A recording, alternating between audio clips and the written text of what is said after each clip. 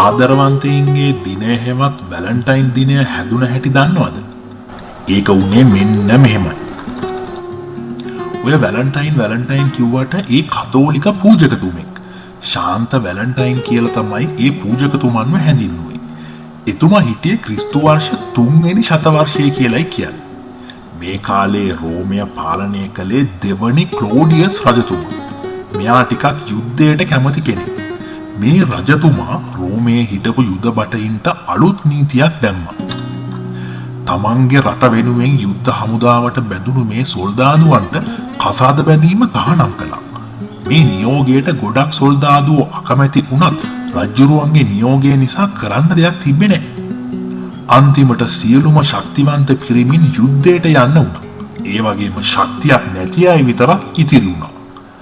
රෝමය මේ වෙද්දි කතෝලික ධර්ම වැළඳ ගනිමිනියු හිටියේ. ඉතින් ශාන්ත වැලන්ටයින් පූජකතුමන්ට මේ රජතුමාගේ නියෝගය හරිම ම්ලේච්ඡ නියෝගයක් විදියට පෙනුණා. එක පැත්තකින් ශක්තිවන්ත පිරිමින්ගේ හිඟයක් එන්න ගත්තා. මොකද මේ වගේ ශක්ති සම්පන්න පිරිමින් යුද බිමේදී මැරෙනවා, ආබාධිත වෙනවා. අනික් අතට රටේ තරුණයින්ගේ මේ හිඟවීම අනාගතයට බලපෑම් කරන්නේ ඉතා දරුණු විදියට. ඉතින් මේ වැලන්ටයින් පූජකතුමන් කළේ ආදරය කරලා රජතුමාගේ මේ තීරණය නිසා එකතු වෙන්න බැරිව ඉන්න සොල්දාදුවන්මයි එයාලගේ ආදරවන්තයින්මයි හොර රහසෙම විවාහ කරලා දෙන එක.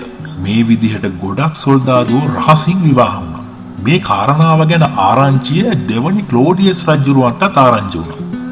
රජුරවන්ට තරහ ගිහිල්ලා ඉක්මනින්ම ශාන්ත වැලන්ටයින් පූජකතුමන්ව අත්අඩංගුවට ගන්න කියලා නියෝග කළා. මේ බව දැනගත්ත වැලන්ටයින් පූජකතුමන් හැංගින්නේ නැතුව රජුරුවන්ගේ නියෝගයට යටත් වුණා. ශාන්ත වැලන්ටයින් පූජකතුමන්ව රජුරුව ඉදිරියට පමුණුවලා නඩුව ඇහුවා. ඉතින් රජුරුව මේ නඩුව අවසානයේදී ශාන්ත වැලන්ටයින් පූජකතුමන්ව මරා දමන්න කියලා නියෝග කළා. කොහොම හරි ආදරණීයයන් එකතු කරපු මේ වැලන්ටයින් පූජකතුමන්ව ක්‍රිස්තු වර්ෂ 270 පෙබරවාරි මාසේ 14 වෙනිදා මරලා දානවා. එතකොට ඇයි මේ පෙබරවාරි 14 වෙනිදා ආදරවන්තයින්ගේ දිනය කියලා සමරන්නේ? මොකද්ද ඒක සමරන්න තියෙන හේතුව? මෙහෙමයි. දැන් මේ ශාන්ත වැලන්ටයින් පූජකතුමන්ගේ මරණයෙන් පස්සේ රෝමයේ හිටපු බොහෝ දෙනා එතුමන්ව අදහන්න පටන් ගත්තා. ආදරය කියන පරම පවිත්‍ර සිතුවිල්ලට වටිනාකමක් දෙන්න මේ මිනිස්යා කරපු මේ දේ চিරාත් කාලයක් පවතින්න ඕනේ කියලා මිනිස්සු විශ්වාස කළා. ඉතින් එදායින් පස්සේ ඒ කියන්නේ ක්‍රිස්තු වර්ෂ 270 පස්සේ මේ පෙබරවාරි 14 වෙනිදාව වැලන්ටයින් පූජකතුමන්ව සැමරීමේ දිනය විදිහට සමරන්න පටන් ගත්තා. එහිදී ශාන්ත වැලන්ටයින් වෙනුවෙන් ආදරය වෙනුවෙන් ශාන්ත වැලන්ටයින් ඉටු කරපු මේ මෙහෙය වෙනුවෙන් බොහෝ දෙනා කතා කළා. උත්සව පවත්වලා වැලන්ටයින් පූජකතුමන්ව සැමරුවා. සැබෑ ආදරවන්තයින් තමන්ගේ ආදරය උත්කර්ෂයට පත් කරනවා මේ දවසේදී.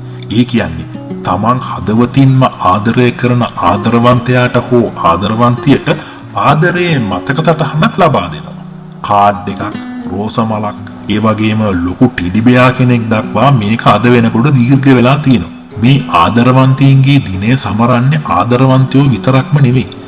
ගරු කළ යුතු පිරිස් වෙතත් මේ ආදරය පුද කරන්න අපිට පුළුවන්. තමන්ගේ ජීවිතයේ වැදගත්ම මිනිස්සුන්ට ආදරය පුද කරන්න අපිට පුළුවන්. වැඩිහිටියන්ට, යාළුවොන්ට, අම්මට තාත්තට, සහෝදර සහෝදරියන්ට ඒ විතරක් නෙවෙයි ආදරය පුද කරන්න පුළුවන් ඕනෑම කෙනෙකුට මේ දවසේදී අපිට ආදරය පිරිනමන්න පුළුවන්. පොඩි තෑග්ගක් දීලා සතුටු හිතෙන දෙයක් කියලා ඒ අයව ඒ දවසේ සතුටු කරන්න පුළුවන්. ඒකේ අර්ථය වෙන්නේ එදා ශාන්ත වැලන්ටයින් පූජකතුමන්ගේ ප්‍රාර්ථනාව ඒ විදිහටම ඉටු කිරීම. ආදරය කියන්නේ යමක් ලබා දෙන එක විතරක්ම නෙවෙයි. ඒ තමන්ගේ සතුට අනික් අය වෙනුවෙන් කැප කිරීම. තවත් කෙනෙකුට කිසිම දෙයක් බලාපොරොත්තු නොවි සතුට ලබා දෙන එකට තමයි ආදරය කියලා කියන්නේ. ශාන්ත වැලන්ටයින් පූජකතුමන්ගේ පැතුම උනේ අන්න ඒකයි. ඒ නිසා වැලන්ටයින් දිනය සමරනකොට ඒක හරියට දැනගෙන සමරන්න.